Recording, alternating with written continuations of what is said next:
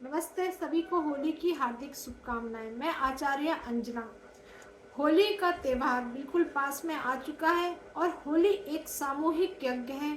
4 रात्रियों में यह दारुण रात्रि कहलाती है। दोस्तों, इस पर्व का बहुत प्राचीन महत्व है और उसका वास्तविक रूप क्या है, ये हमें आने वाली जनरेशन को बताना है। इसलिए मेरा ये वीडियो है।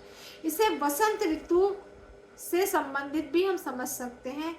इसमें अनाजों का बहुत महत्वपूर्ण स्थान होता है क्योंकि हमारा देश एक कृषि प्रधान देश है।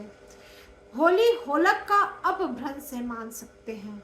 यहाँ पर तिनके की अग्नि में भुने हुए जो धान्य होते हैं, फली वाले जो धान्य होते हैं, उन्हें होलक कहते हैं। जैसे कि चना है, मटर है।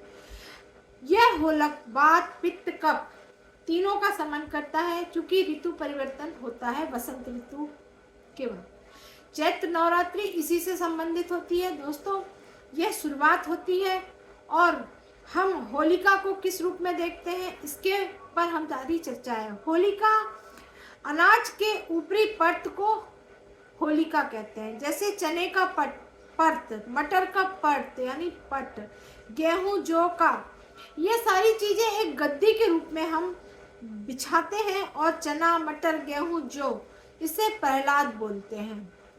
होलिका को माता इसलिए कहते हैं क्योंकि यह कृषि प्रधान हमारी देवी या माता होती हैं।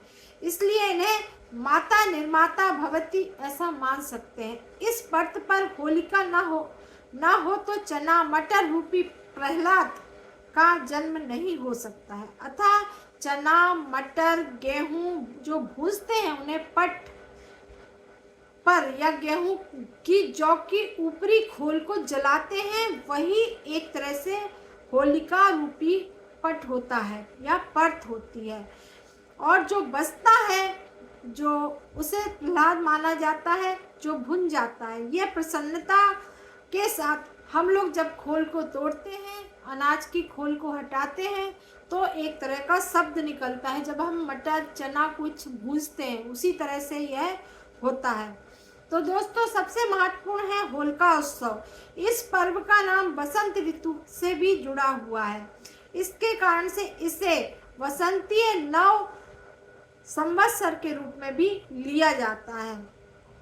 यह अग्निदेव पितरों के रूप में समर्पित करते हैं, भोग लगाते हैं।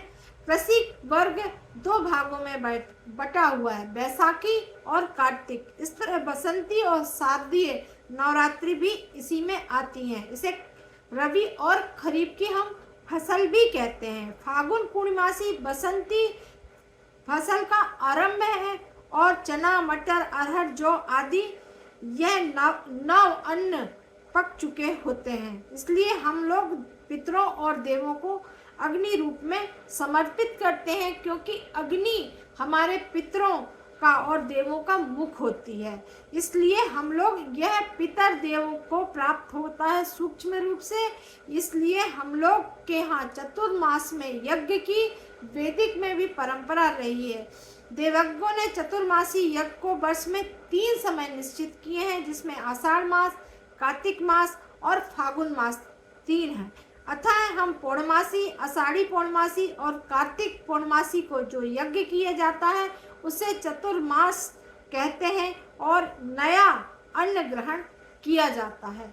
इस तरह से होलिका का मुख्य त्यौहार इस रूप से मनाया जाता है।